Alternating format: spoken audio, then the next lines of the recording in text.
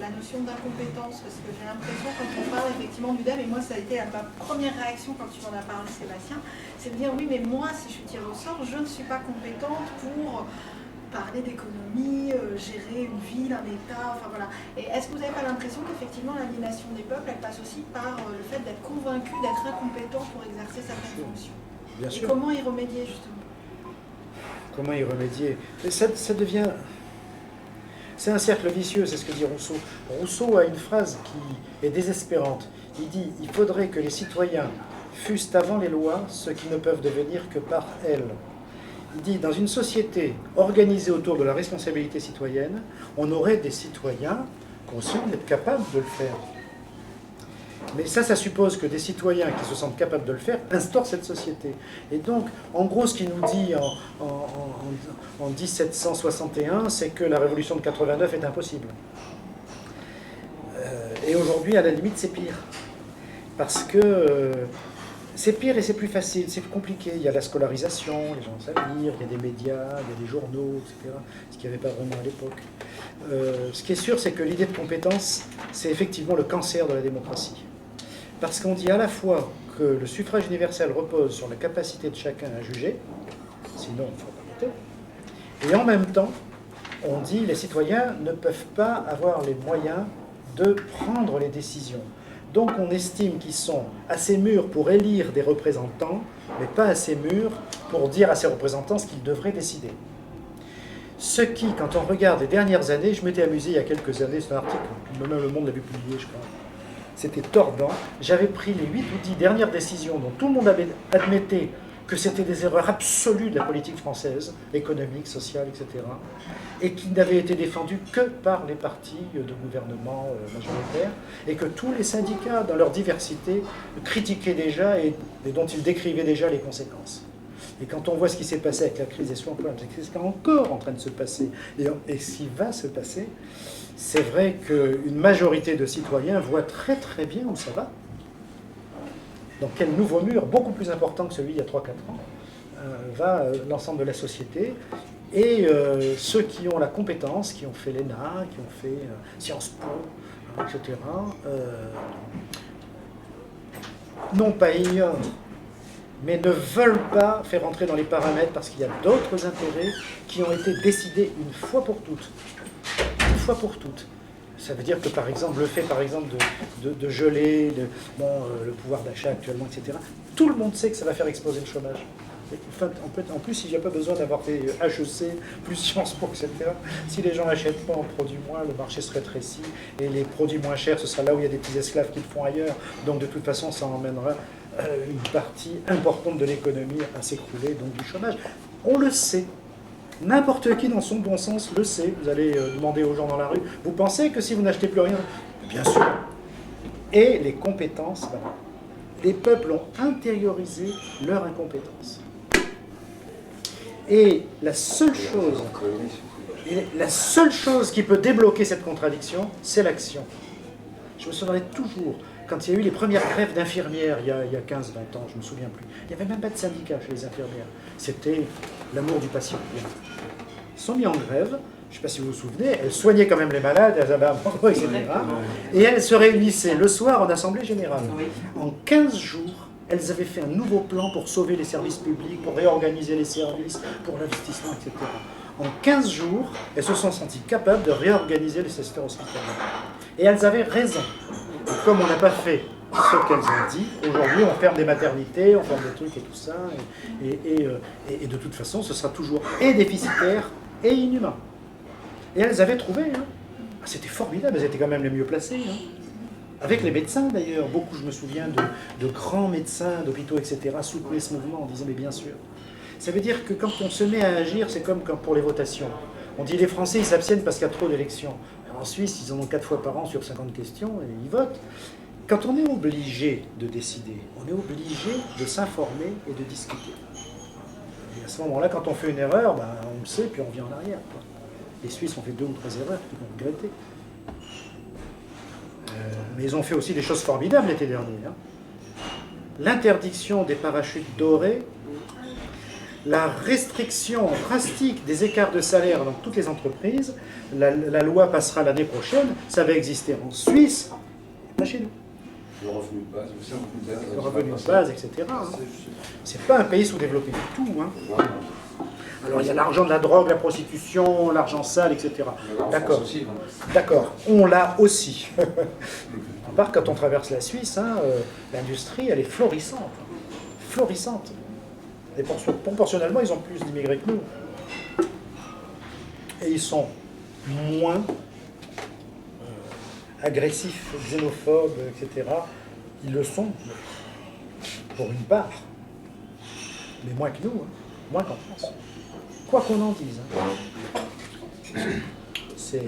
Il y a beaucoup d'organisations d'ailleurs antiracistes en France qui sont entièrement sponsorisées et financées par des grandes fortunes suisses. Incroyable le nombre de fondations qui financent des trucs culturels, des trucs sociaux, des coopératives dans tous les pays. Enfin, c'est-à-dire, j'appelle ça le minaret qui cache la forêt. Quand ils ont voté la question, l'extrême droite n'arrivait pas à avoir une majorité. Ils avaient voté pour les charters et ça avait été répondu non. Alors que nous, on avait les charters sans référendum.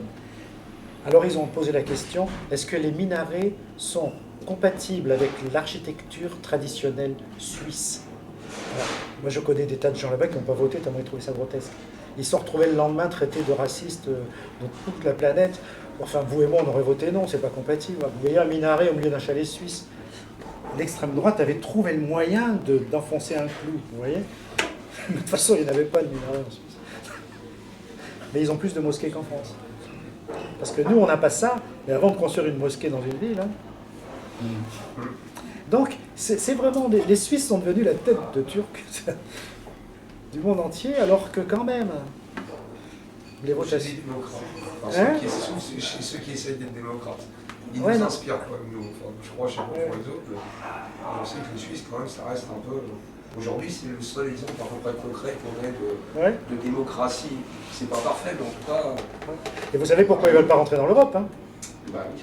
Parce que les votations seraient interdites. Parce que la loi européenne passerait par-dessus. Donc les citoyens n'auraient plus le droit de faire une votation contraire aux lois européennes. Et vous qui êtes à Sciences Po, est-ce que vous avez l'impression... Oh, je ne suis pas à Sciences Po, enfin, je suis membre du jury. Mais est-ce que vous avez l'impression qu'il y a une volonté de complexifier le monde et notamment dans la question d'entrée, le fait effectivement qu'on pose comme ça, maintenant on a un peu ouvert justement à Sciences Po, je trouve très bien, mais de poser des questions de plus en plus complexes pour que effectivement il y ait une toute petite élite qui effectivement arrive à comprendre des choses et qui éloigne encore plus le peuple de la vraie démocratie. Pas forcément, non. Non, il n'y a pas une volonté derrière, ça marche tout seul ce système. Au contraire, il y a plus d'élèves de banlieue, etc. Ça ne devient pas forcément les plus démocrates ensuite. Hein. Non, je pense qu'il y a quelque chose de plus profond qui n'a pas fait parler. C'est que l'épreuve de philosophie était obligatoire pour entrer à Sciences Po jusqu'à 3 ans, c'est-à-dire problématiser une question, approfondir et donc s'y préparer. Et puis, ça fait 2 ans qu'elle n'est plus obligatoire et que plus personne quasiment ne la passe. Donc c'est tout du positivisme, de la communication, etc. Ça a été une date. C'est là que j'ai démissionné du jury. Là, j'y suis rentré parce que je me dis, s'il faut saboter le concours, il faut en faire partie. Donc, mais ouais, c'est pour ça. Hein. Je me suis remis dans le tri des dossiers, des machins, quoi. Ben oui, parce qu'on m'a dit, attention, on a menacé de saboter le concours d'entrée à Sciences Po, ce qui ferait de tous les concours, là, c'est payant pour un truc. Et voilà, donc j'ai réintégré le jury. Mais plus personne, quasiment, ne passe l'épreuve de philosophie. Ils passent tous des trucs, type économie, bien, clac, hein, et puis le reste, c'est les langues, la communication, et l'oral prend maintenant... C'est formidable. Jusqu'à présent, quand on avait des points de retard à l'écrit, ben, on était en retard pour l'oral. Et une année, c'était celui qui est mort là, à New York, là, le grand financier de Sciences Po. Parce que, comment il s'appelait déjà Descoings, Richard Descoings. Chaque année, il venait nous exposer Louvre-Banlieue, etc. On a compris pourquoi il ouvrait. Hein, parce que ça... Et il nous avait annoncé une année, c'est donc là il y a 6 ans, je pense, que maintenant, à l'oral, on repartait à 0. C'est-à-dire celui à qui on avait mis 5 ou 6 en philo, mais qui était quasiment trilingue et qui donc arrivait à passer, eh bien, il serait tout le monde repartait à zéro, c'est-à-dire avec avec la capacité oratoire. Alors inutile de dire que certains élèves, ils perdent leur chance. Moi, je préfère un démocrate qui bégaye à un Hitler qui parlait très bien. C'est devenu une grande école de démagogie avec des grandes compétences derrière. Je peux vous dire que les profs de philo, j'en connais 2 ou 3 de formidables, mais il y a des gros nuls là-dedans qui font n'importe quoi. Il y a quelqu'un qui s'est amusé à filmer un cours. Il y a de quoi se rouler par terre de rire, ça ne veut rien dire. Il y a des pédantismes, de savoir parler, etc. Et puis voilà. Non, Sciences Po, c'est une école très prestigieuse. Tous les élèves qui rentrent sont très bons. Alors quand ils sortent, je sais pas. C'est comme HEC. C'est comme HEC. Tous les élèves qui rentrent sont très bons.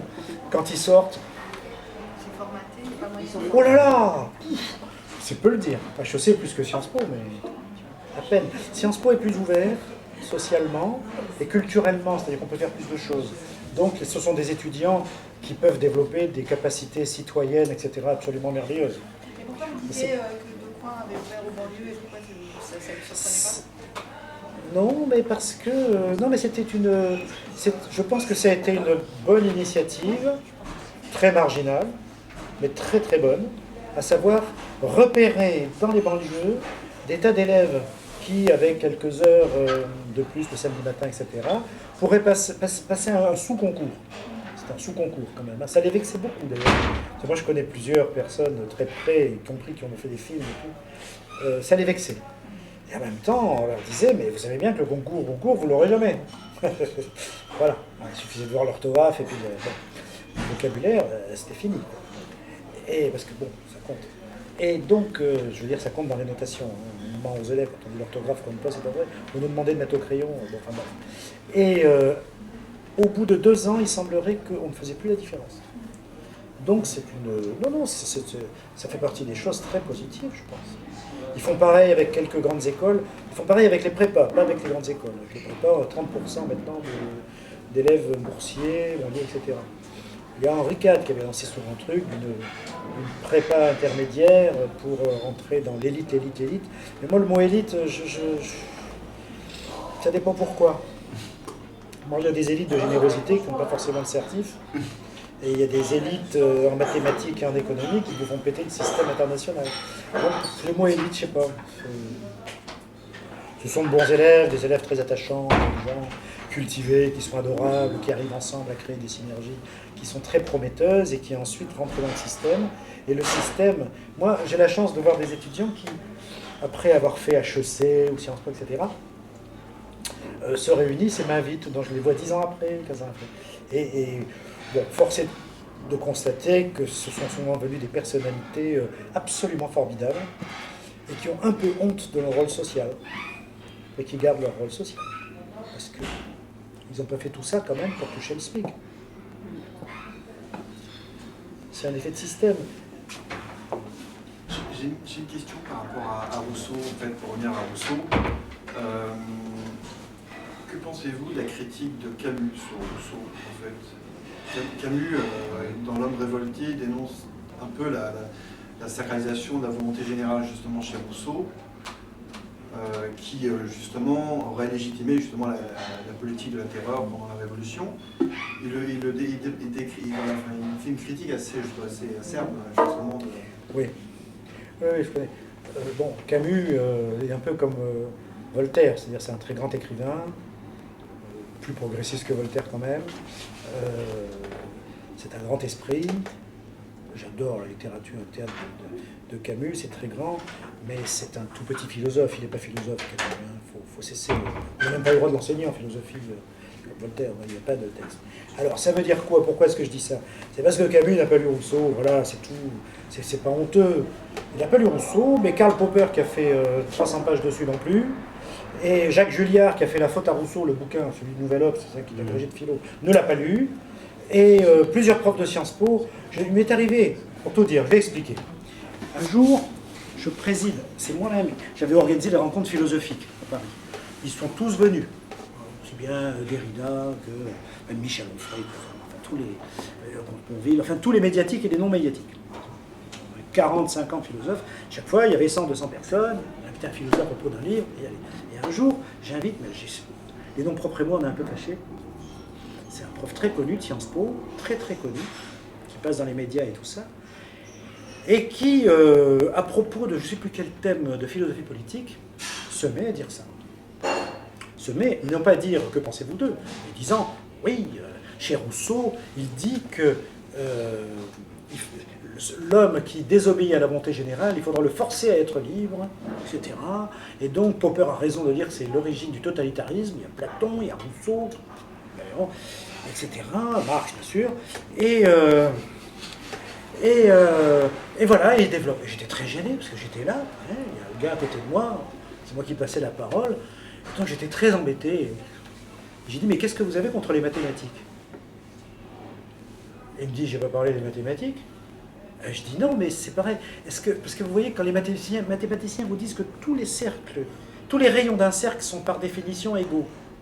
Moi, j'ai regardé toutes les roues du monde, il y a toujours un petit millimètre qui change. Et après, quand j'étais gamin, on m'a expliqué que le cercle parfait, il n'existe pas, mais c'est grâce à ça qu'on peut faire une roue pas trop mauvaise. Et alors le gars, il me regarde comme ça, il me dit, mais j'ai jamais parlé de cercle. Mais je lui dis, parce que voilà, quand j'étais petit, je confondais le cercle et la roue. Et je lui dis, et quand on n'a pas lu Rousseau, on confond volonté de tous et volonté générale. Car quand Rousseau dit qu'on désobéit, qu'il faudra obéir à la volonté générale, il ne faut pas confondre avec la volonté de tous. Il dit que les peuples s'expriment, c'est la volonté de tous, et qu'il dit la volonté de tous peut errer en permanence et pour toujours. Alors que la volonté générale, c'est un concept, c'est comme le concept de cercle, ça n'existe pas. C'est un concept, en philosophie, on appelle ça régulateur. C'est-à-dire c'est quelque chose qu'on essaye de comprendre de façon conceptuelle, et on essaye de se régler là-dessus pour trouver une réponse concrète. Je lui dis donc, quand Rousseau dit qu'il faut se soumettre à la volonté générale, c'est comme si je vous disais, j'espère que vous resterez en bonne santé. La bonne santé, ça n'existe pas en soi, mais c'est un concept régulateur, on essaie de ne pas faire de bêtises. La volonté générale, c'est la connaissance, c'est le contenu. Donc, la volonté qu'aurait un peuple s'il avait la connaissance intégrale de tous ses intérêts. Et il avoue tout de suite que personne ne peut prétendre l'avoir. Donc, quand Camus dit qu'il veut soumettre le peuple à la volonté générale, et c'est à cause de ça qu'il y a eu, pourquoi pas la terreur tant qu'on y est, parce que Louis XVI, on s'en moque, qu'il a supplicié 80 000 personnes par an, alors Robespierre, qui était contre la peine de mort, ce qu'on oublie toujours de dire aussi dans pas mal de manuels scolaires, et c'est contre lui que ça s'est fait, mais enfin bref, fermons la parenthèse, parce qu'il était rousseauiste, Robespierre. La nuit, il était lu à Arras, il passe la nuit à écrire un texte, une adresse à Rousseau, magnifique, et dedans, il y a la fin des supplices, la fin de la mort, etc. Bon. Donc, simplement, Camus n'a pas lu Rousseau. Ou alors il a survolé comme ça. Onfray non plus, parce que par rapport à ce que vous venez de dire sur Robespierre et tout, Onfray, on pleure un peu dans la suite. Ah, mais Onfray, je l'ai connu beaucoup. C'était un bon copain. C'était. Maintenant, non, je ne peux plus le voir, un individu pareil. Un an avant, il me disait que Freud ne l'intéressait pas, il n'avait jamais lu un livre. Et un an plus tard, il sort un bouquin de 500 pages, avec une bibliographie de 50 pages, etc. Et on lui fait remarquer au passage qu'il s'appuie sur Dobré-Ritzel, qui est un néo-nazi quand même. Hein. Alors il a été très étonné. Le club de l'horloge, le Grèce, etc. Dans ses bibliographies, il a mis tout ce que sur Internet on donne qui est écrit sur Freud. Mais un an avant, il ne savait pas une ligne de Freud. Maintenant, il a fait un livre sur Françoise Dolto, un thème sur Françoise Dolto qu'il n'avait jamais lu non plus. C'est quelqu'un qui passe dans les émissions de Ruquier, voilà, c'est ça. Mais on l'a vu avant-hier, là. Encore. Ouais.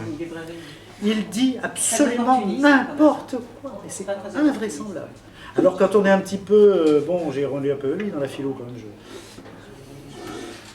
quand même publié quelques trucs, j'ai enseigné partout. Et qu'on lit ses livres et qu'on se dit que c'est quelqu'un qui a eu des diplômes de philo, bien qu'il n'en ait pas beaucoup. Hein. Il n'a jamais enseigné dans le public, ni même il a enseigné que pour des raisons de santé ou je ne sais pas trop quoi, uniquement dans un lycée privé technique, hein, c'est-à-dire 2 heures par semaine. Il n'a jamais pu faire enseigner un texte de Descartes. Donc c'est peut-être pas de sa faute, mais pendant ce temps, il écrivait ses bouquins. C'est très bien d'ailleurs, il a une plume pas mauvaise, mais il n'a jamais étudié un philosophe. Pour quelqu'un qui sort l'histoire de la philosophie en 8 volumes, c'est effrayant, effrayant. Il est capable de vous pondre 100 pages sur Kant. Moi, j'ai jamais osé publier 100 pages sur Kant. Je pourrais vous réciter toutes les œuvres de Kant, etc. Mais j'ai pas assez travaillé pour publier un truc sur Kant. J'ai attendu 30 ans pour écrire un truc sur Descartes, encore un petit truc modeste. C'est très compliqué ces machins-là. Einstein, il a attendu un peu, dans quelques hypothèses. Bon, il faut connaître un peu, quoi. Lui, il ne connaît pas. C'est invraisemblable. Invraisemblable. Et pourtant, c'est un conquistard de la philosophie. Moi, franchement, ce type-là, de la philo, il m'a C'est super. intéressé de la philo. Vous savez pourquoi il a écrit ça? Moi, il me l'avait dit. C'est une des raisons pour lesquelles je ne supporte plus. Il a dit, de toute façon, je fais une contre-histoire de la philosophie, parce que ça ne sert à rien de faire une histoire de la philo. Puis, de toute façon, dans l'histoire de la philo, on ne retient que les philosophes officiels. Moi, je vais soit dire des choses qui n'ont jamais été écrites sur les grands philosophes connus, et je vais écrire sur les philosophes méconnus. Alors, il y a un gros problème avec ça. C'est que si on ne connaît pas tout ce qui a été fait, par exemple, sur Descartes, on ne peut pas faire quelque chose de nouveau et qui vaille la peine. Donc, on dit des trucs par l'emporte-pièce comme ça. Là aussi, il faisait partie de ceux que j'avais invités. Mais il y avait au moins 10 profs de philo dans la salle, effarés. Et il y a une prof de philo, je revis toujours ça, qui dit, mais attendez, vous avez parlé de Platon, vous avez dit ça, vous savez très bien que c'est faux, c'est dans quel livre ça? Vous avez dit ça de Kant, mais Kant n'a jamais écrit ça, vous comprenez, avec Fichte. Vous avez dit ça de Rousseau, justement, mais c'est Locke qui dit ça, lui, il n'a jamais dit ça, etc. Réponse d'Onfray, oui, il y en a qui veulent adorer dans le temple des textes. Moi, je philosophe. Ouais, enfin, si on le philosophe, c'est une caricature d'un non-travail, quoi. C'est terrible. Alors sur Marx, il a dit des choses, mais se rouler par terre. Il dit que c'est un philosophe de l'être et non pas du devenir. Alors je lui dis un jour, il dit, petit problème quand même.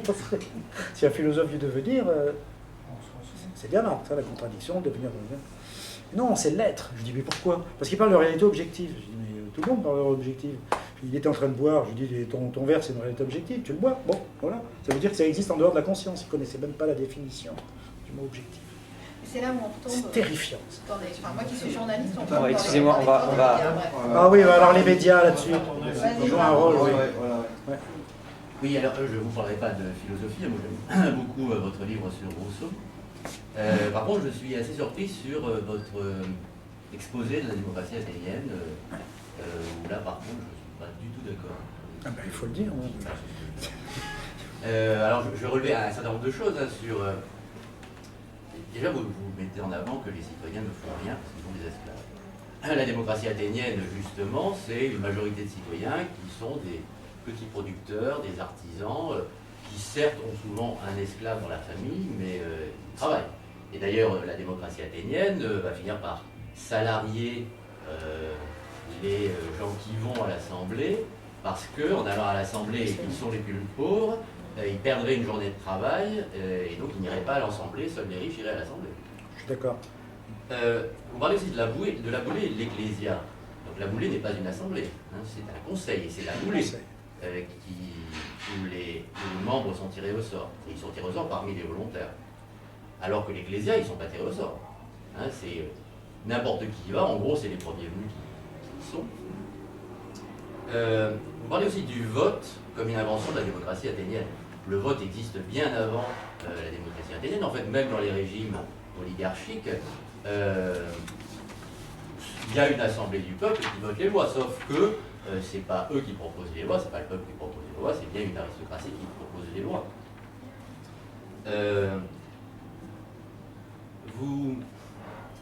Donc vous vous référez en fait à Platon sur l'opinion que vous exposez, hein, de la démocratie athénienne. Platon, vous parlez en particulier de la démocratie du IVe siècle, qui serait une démocratie totalement décadente, et vous faites référence aux guêpes, hein, d'Aristophane. Et les guêpes, c'est 15 ans, je crois, avant le début du IVe siècle. Et dans les guêpes, Aristophane, il se moque de ceux qui vont, en effet, les citoyens qui ont été tirés au sort pour faire partie des jurys, non pas parce qu'ils sont payés, corrompus pour juger, mais ils sont payés par la cité, en effet, pour juger. Il n'y a pas de corruption du système judiciaire à l'époque. En fait, la démocratie du IVe siècle, donc elle apparaît en moins 403, moins 402, hein, où en fait elle est réformée à cause de la grande défaite face à Sparte et à la guerre du Péloponnèse. Donc les citoyens athéniens vont vivre quelques mois de tyrannie et vont décider de réformer leur démocratie. Ils vont mettre en place une séparation des pouvoirs de gouvernement qui était le pouvoir de l'Assemblée et du pouvoir de légiférer. Ils vont mettre en place des jurys de mots-têtes. Et en fait, si aujourd'hui on a à nouveau la possibilité de remettre la question démocratique au centre du débat politique et d'en reparler et de voir peut-être une possibilité pour nous de transformer nos institutions et d'aboutir à des institutions démocratiques, c'est bien parce que pendant le XXe siècle, il y a eu des recherches et une nouvelle compréhension de ce qu'était la démocratie athénienne, et en particulier celle du IVe siècle, dont on connaît maintenant parfaitement les institutions, ses formes de fonctionnement et les raisons pour lesquelles les institutions étaient comme celle-là. Il n'y a pas que le tirage au sort. Mais si on en reparle maintenant, c'est grâce à cette connaissance renouvelée que l'on a aujourd'hui de la démocratie du IVe siècle, que n'avait pas au XIXe Fussel de Coulanges et que n'avait pas Rousseau à son époque, etc. Donc je trouve ça dommage de rejeter la démocratie athénienne, et en particulier celle du XIe siècle, comme étant une forme absolument dégradée, qui est une caricature de démocratie. Enfin, je ne comprends pas pourquoi vous dites ça.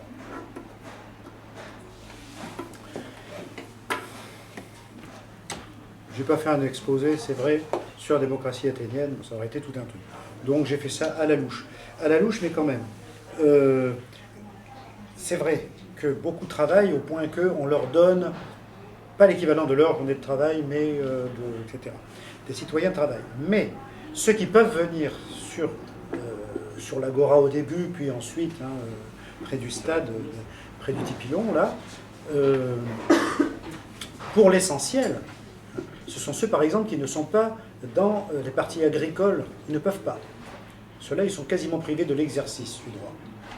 Il y a un exemple formidable, c'est, alors je ne me souviens plus en quelle année, où ils mettent le feu à tous les étals, parce que sur l'Agora, c'est devenu une grande foire commerciale, etc.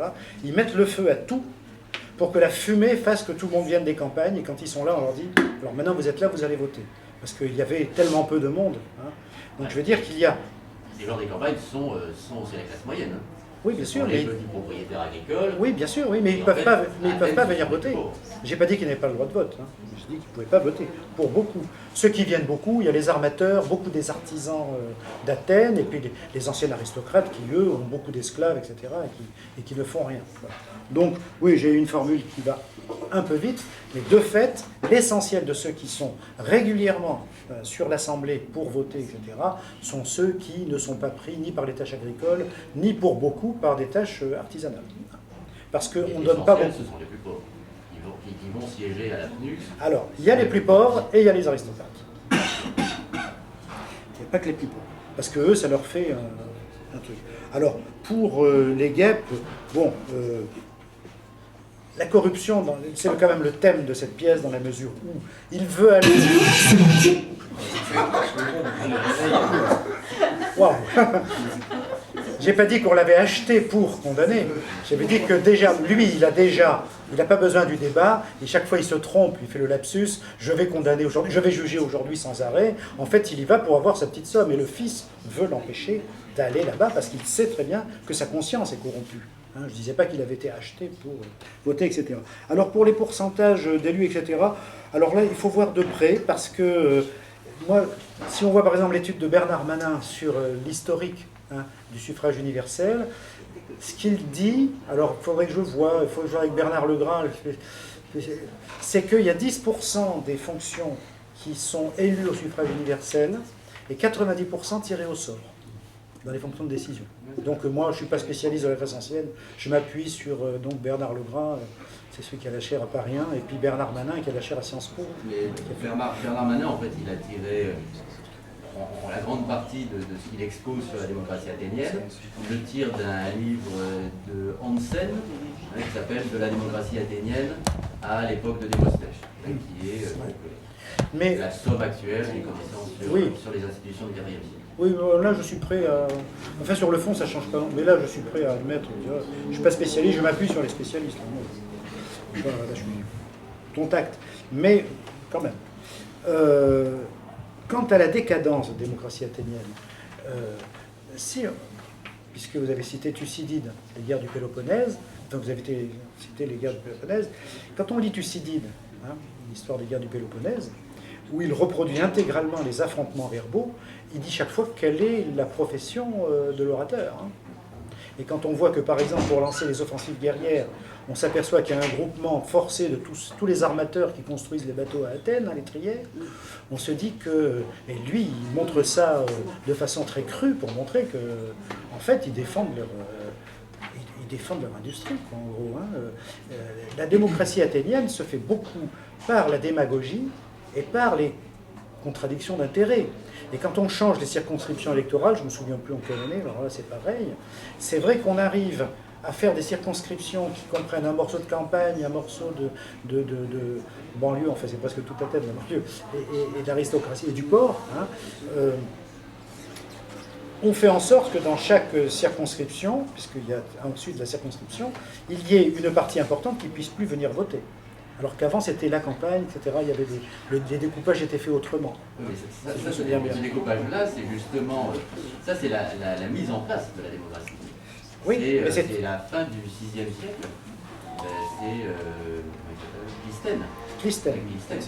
Et c'est justement comme ça qu'il va réussir à casser le fait qu'il y a des partis...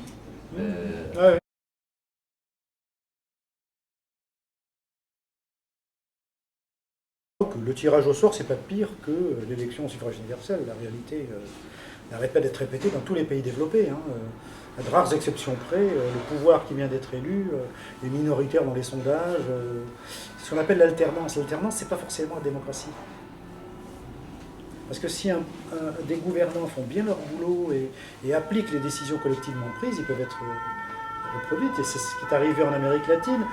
Un président est élu 3 fois de suite, on appelle ça un totalitaire. Il y a un moment où on rêve, quoi. Si les gens votent majoritairement parce qu'ils sont contents de quelqu'un, Chavas, il est réélu et on dit c'est pas possible. Il est encore réélu, on dit c'est pas possible. C'est donc un pouvoir totalitaire. Est-ce qu'on trouve normal qu'un président fasse le contraire juste après, donc soit battu la fois suivante? Enfin, c'est très curieux dès qu'on regarde un petit peu nos institutions et notre fonctionnement. Alors le tirage au sort, pourquoi pas? Pourquoi pas? Mais c'est une idée qui paraît tellement inconcevable qu'il faudra bien trouver, pour faire comprendre l'absurdité de la démocratie représentative, il faudrait au moins mettre au point un système de votation possible, comme ils l'ont même en Italie. C'est comme ça qu'ils ont chassé Berlusconi. Pour la première fois, il y avait 50% de votants, ils avaient déjà fait des référendums. Mais en France, il n'y a aucune possibilité à initiative populaire. Alors on dit toujours, ouais, Front National, il en ferait sans arrêt. Ah ben allons-y. Allons-y.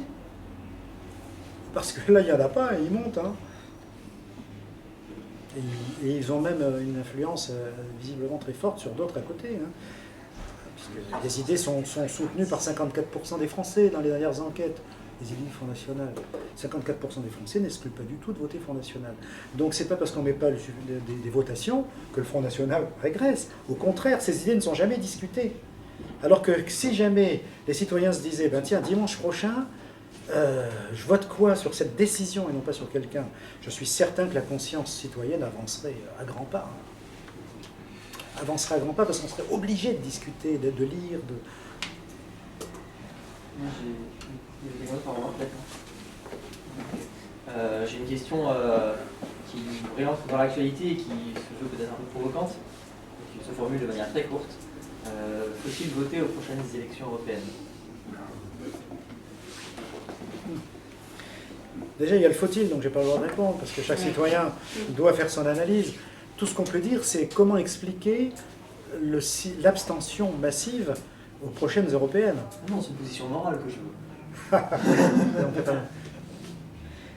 Alors, c'est toujours pareil. Le système est tel, moi, c'est pas qu'à cette élection, je me pose le problème ces temps-ci, c'est que, et oui, il y a toutes les élections. Alors, il y a une élection où on était au moins 4 ou 5 plutôt engagés dans la vie sociale, en tout cas au moins d'intellectuels, militants dans les associations, des machins, et on se disait, mais j'ai pas du tout envie de voter. Et puis, la discussion continue un peu, et on se dit, avec le système actuel, celui qui vote pas donne un quart de sa voix au Front National. Et donc, à partir de là, au nom de la montée du Front National, on demande aux autres de voter pour n'importe quoi, mais qui soit moins à droite. Et donc, je me dis, alors, quand je vote pas, je vote. C'est ça le problème. Alors, quand on vote pas, on vote. Quand on va pas à une manif, on manifeste. Et donc, chaque fois, je me dis ça. Alors là, ce sont des européennes, c'est un peu spécial. Mais voter aux élections européennes, c'est vrai que c'est, si j'ai bien compris, pour certains, cautionner d'abord une certaine Europe, un certain rapport entre suffrage universel et décision de la Commission de Bruxelles, etc., même s'il y a un président maintenant élu, machin.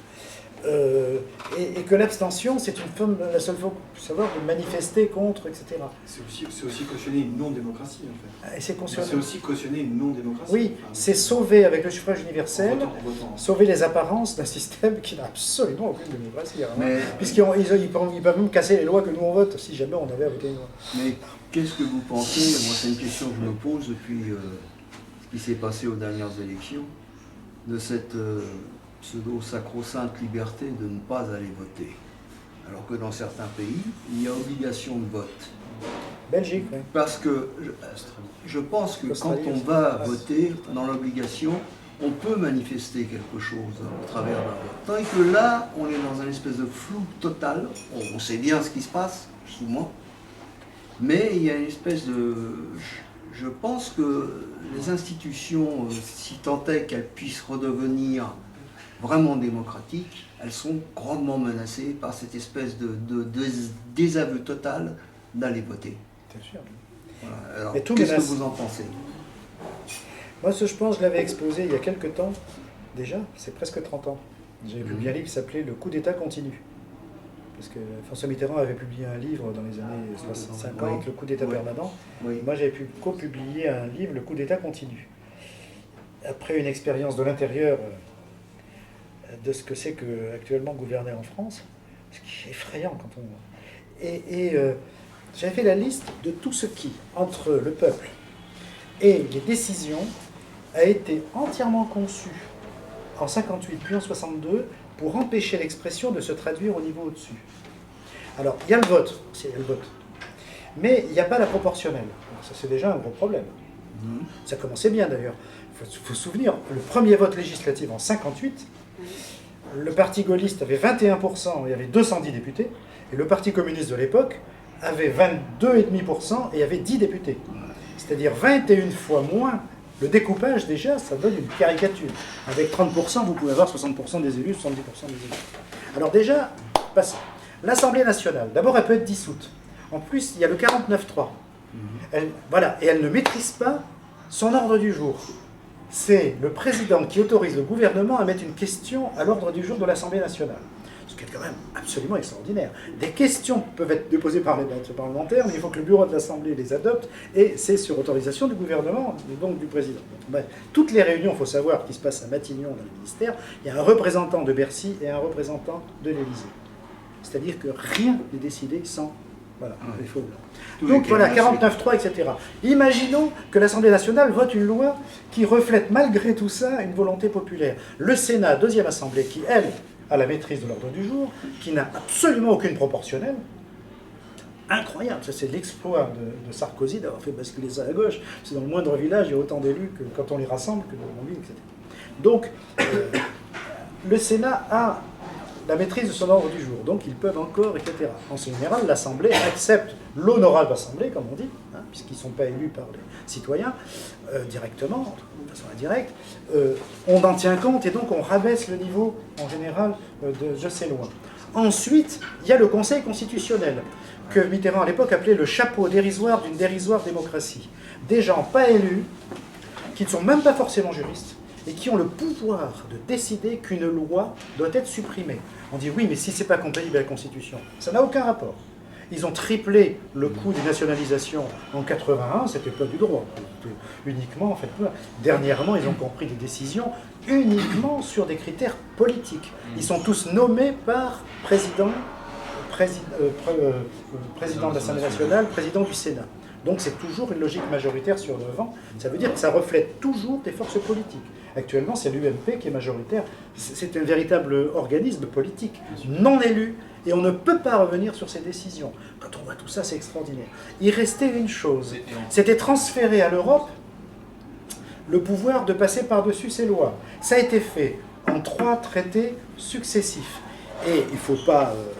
je veux dire, ça devient quelque chose d'absolument invraisemble quand on sait que quelque chose, par exemple la réforme des retraites, je me souviens, c'était sous Chirac, la réforme, je ne me souviens plus laquelle, c'était sous Juppé, il était Premier ministre. 80% des Français étaient contre. Ça c'est clair pour tout le monde. Et c'est passé comme une lettre à la poste. Il n'y avait aucun moyen. Il ne reste plus que la rue et la grève. Ça c'est du populisme. Et donc, en période de crise, en plus, ça s'affaisse tout ça. Plus il y a de chômage, plus il y a de crainte, etc. Du coup, les institutions, voilà. Alors, que faire? De toute façon, il faut rétablir la possibilité pour le peuple, au moins d'être représenté par des gens qu'ils ont élus à la proportionnelle. Après tout, la 4ème République, moi, je ne vois pas pourquoi c'est mauvais d'avoir une instabilité gouvernementale s'il y a une instabilité dans le peuple. Enfin, je veux dire, il y a un moment où je ne suis pas pour l'ordre. Hein. Parce qu'à ce niveau-là, l'Allemagne nazie, elle était assez ordonnée. Je veux dire, l'ordre pour l'ordre n'a aucune valeur. Qu'il y ait des tractations politiques, à ce moment-là, si c'est entre représentants du peuple, parce qu'ils ne sont pas majoritaires, mais pourquoi pas? Je ne vois pas en quoi ce serait moins démocratique qu'un parti minoritaire qui a la majorité à l'Assemblée. Si jamais on déconstruit tout ce... Alors je m'étais amusé comme ça, tchoc, voilà. Et pire que tout, et c'était déjà dans mon livre en 85, je dirais le pire, ce serait de coupler les législatives juste après les présidentielles. Parce qu'à ce moment-là, le peuple donne une majorité au président qui vient d'élire. Ouais. Voilà. Donc il faut supprimer tous les pouvoirs particuliers du président de la République, première chose, ce qui est dans le bouquin de Mitterrand, très bon bouquin. Il l'avait fait avant d'être président. Très très bon bouquin. Donc il faut comme la reine d'Angleterre, quoi. C'est la continuité de la signature de l'État, etc. Voilà, il donne sa signature. Mais on va dire que ça ne sert à rien. Mais alors les Allemands, les Italiens, les Israéliens, les machins, etc. Partout il y a un président qui n'est qu'une signature et qui récolte les secrets d'État parce qu'il faut qu'ils soient transmis. Voilà. Que le gouvernement soit responsable devant une assemblée à la proportionnelle, qui ait interdiction de dissolution puisqu'ils sont élus à la proportionnelle, et qui ait possibilité, s'il y a, parce qu'il ne faut pas faire n'importe quoi, mais s'il y a, mettons si on voit l'exemple suisse, 300 000 citoyens de 50 départements, avec un minimum de députés, de sénateurs, de conseillers municipaux, etc., qui signent une question unique, avec numéro de carte, etc., que le gouvernement soit obligé d'en faire un référendum, ça me paraît être la solution minimale d'une démocratie. Ça existe même en Italie, enfin, et c'est pas le désordre. Si jamais on déconstruit tout ce millefeuille, qui n'a visé qu'à une chose, Michel Debré, qui a écrit cette Constitution en 1958, il avait eu une phrase formidable en présentant la Constitution, il avait dit la dureté d'un système institutionnel n'est pas un défaut en démocratie. À l'époque, il y avait l'OAS, guerre d'Algérie, etc. De Gaulle disait, c'est pas à mon âge que je vais devenir un dictateur, c'est vrai, il disait les institutions étaient faites pour lui. Eh bien, l'article 16, par exemple, qui permet au président de dissoudre tous les partis, tous les syndicats, de rétablir la censure, d'interdire toute manifestation, de supprimer toutes les libertés publiques, c'est dans nos institutions. Si Le Pen était élu, il n'aurait pas besoin de modifier les institutions pour instaurer une dictature. C'est quand même... Alors après, au bout de 6 mois, il faut l'accord d'eux, etc. Dans 6 mois, vous balayez tout ça, enfin... Nos institutions sont une caricature. Le Conseil constitutionnel devrait simplement être supprimé, que ces vieillards là, qui sont tous en train de téléphoner à leur patron, au sens patronal, etc., pour savoir si jamais il faut ou non avaliser tel article de loi. Enfin, une fois, ils se sont trompés. Sur le texte, il y avait encore le texte de la fédération du MEDEF concerné. C'est comme à Bruxelles, ça, une fois. Il y a un député qui a déposé un projet de loi où il y avait encore le tampon de l'Organisation de la métallurgie européenne, je ne sais plus trop quoi, là, qui était encore, c'était le texte fourni par... Bon. Donc tout ça, c'est dérisoire. Il n'y a pas de démocratie actuellement. Et donc la citoyenneté ne peut se faire que contre. Mais ça suppose de déboulonner tout ça. Si on déboulonne tout ça, alors on peut imaginer le suffrage, le tirage au sort, etc. Si, mais avec les institutions actuelles, on dit aux gens, on tire au sort le président de la République, tout le monde éclate de rire. Parce qu'il n'y a pas la moindre idée démocratique. Pour revenir au Front National, le Front National a assez accaparé des idées de gauche, comme la notion de souveraineté quand même. Ça pose quand même un problème majeur par rapport à... C'est-à-dire que maintenant, dès qu'on parle de souveraineté monétaire ou de souveraineté tout simplement individuelle, donc de citoyenneté, c'est tout de suite catalogué... populisme en général. Populisme, etc. Et ça, que fait j'ai envie de dire, que fait la gauche quoi, en ce moment, enfin, c'est ce que dénonce Frédéric Lordon aussi. Ouais. Mais ça, oui, que veut faire la gauche, il y a déjà un mot qu'il faut interroger dans cette phrase. Ça, c'est une question. C'est le mot gauche. Dire qu'il y a un moment où il n'y a plus d'idées, il n'y a plus de... Ce sont les siens. Hein? C'est pas vrai. Non, mais des idées, il y en a même dans le dernier monde diplomatique, avec un socialiste, Gérard Bellon, etc., sur la constituante. Non, mais bien sûr. Non, mais des idées, il y en a. Mais ce que je veux dire, au niveau de la direction des partis, de leur campagne, de ce qu'ils proposent pour le pays, et en plus de ce qu'ils font, parce qu'il y a des tas de choses proposées de la campagne. Moi, j'aime bien garder des petites notes sur la campagne. Les deux, Sarkozy et François Hollande, avaient proposé le permis de conduire gratuit et enseigné à l'école. Ils avaient proposé d'enlever le mot race dans le préambule de la Constitution, etc. Tous des trucs quand même qui mettraient certains débats au cœur. On s'en fout, c'était pour piquer des voix à côté et tout ça. C'est Sarkozy qui avait dit permis de conduire, etc. Le lendemain, il dit moi aussi. Vous savez, j'ai ma fille qui passe le permis de conduire, ça coûte cher. Non, mais c'est un vrai problème, celui de la souveraineté. Je vais juste faire donc un commentaire. C'est mon idée personnelle sur la question. Donc finalement, on se demandait au début ce que c'était qu'être citoyen. Et alors, justement, dans le contexte actuel, être citoyen, justement, ça peut, ça pourrait être, pour faire finalement remettre à jour ce qu'avait dit la poésie, que finalement, si ces régimes plus ou moins oppressifs tenaient, c'est parce qu'évidemment on les soutenait. Et donc, cette histoire d'élection avec le fait de dire allez voter parce que on est supposé pouvoir dire quelque chose avec le vote, en fait on ne dit rien, tout est organisé justement pour que le résultat de ce vote soit annulé.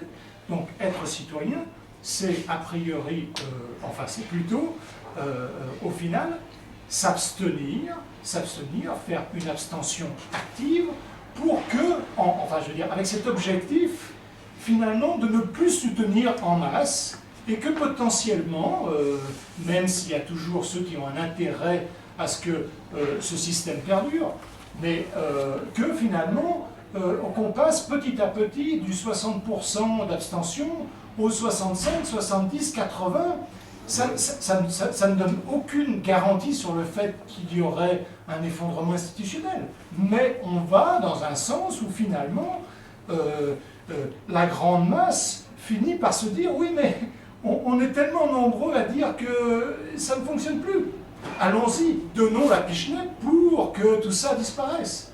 Et voilà. Donc c'est ça l'intérêt de l'abstention, c'est qu'il faut vraiment penser à une abstention générale, la revendiquer de façon active, ne pas dire, ne pas se faire amalgamer avec tous ceux qui votent par désintérêt.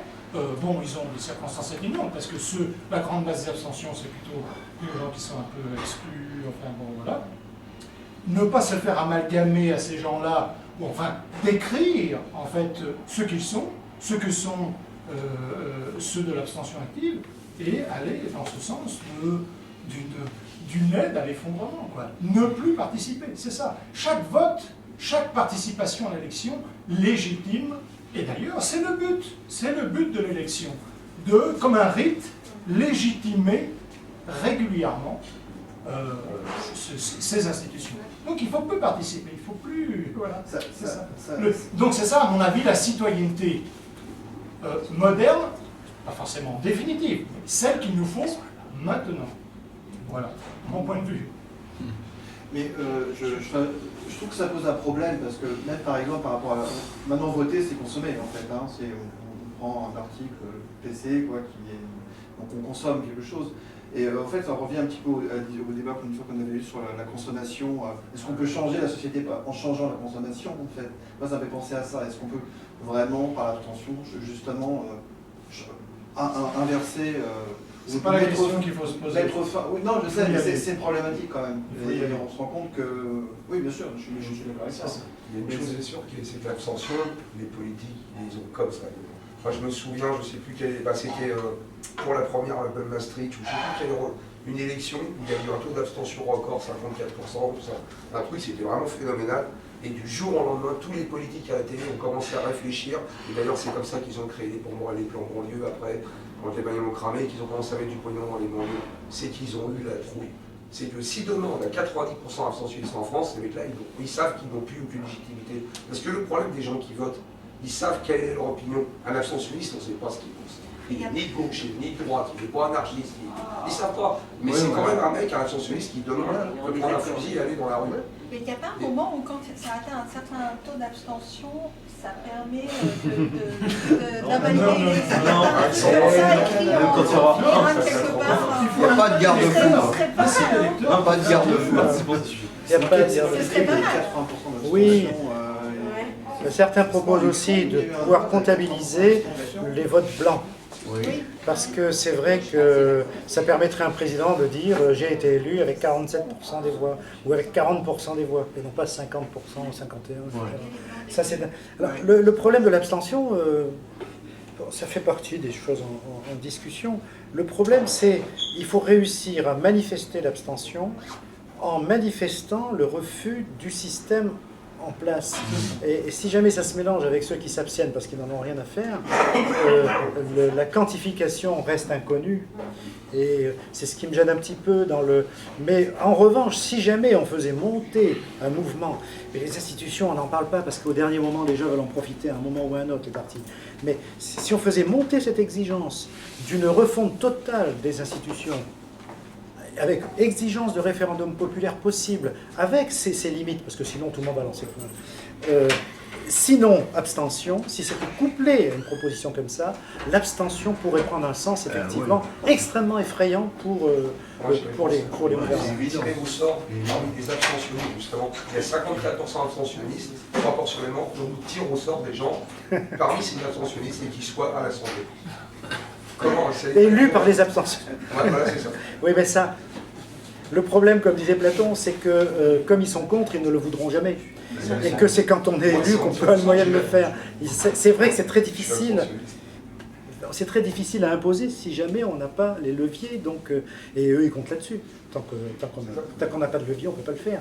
Moi, je crois que s'il y avait vraiment quelque chose de multiforme, parce que je crois de moins en moins que des partis sont prêts à porter ce genre de choses. Mais un mouvement multiforme, une sorte de coordination, avec des principes simples de démocratisation des institutions, et l'exigence notamment pour le peuple, que le peuple puisse imposer des refus de loi ou des lois, etc., est lié à un mouvement de protestation contre l'abstention, s'il y avait les deux bien manifestés, avec des gens très différents, etc., alors là, ça pourrait avoir une force déstabilisante pour l'actuel système. Et puis en plus, ce serait une première, aucun pays n'a fait ça. Et là, oui. Je crois que l'abstention, il faut qu'elle ait ce caractère pour qu'elle puisse porter loin. C'est ça, il faut la revendiquer comme un mouvement politique avec un sous-jacent théorique. Mais avec une exigence démocratique de participation citoyenne. Bien sûr, mais pas simplement. Ce que je voulais rajouter, c'est que tous ceux qui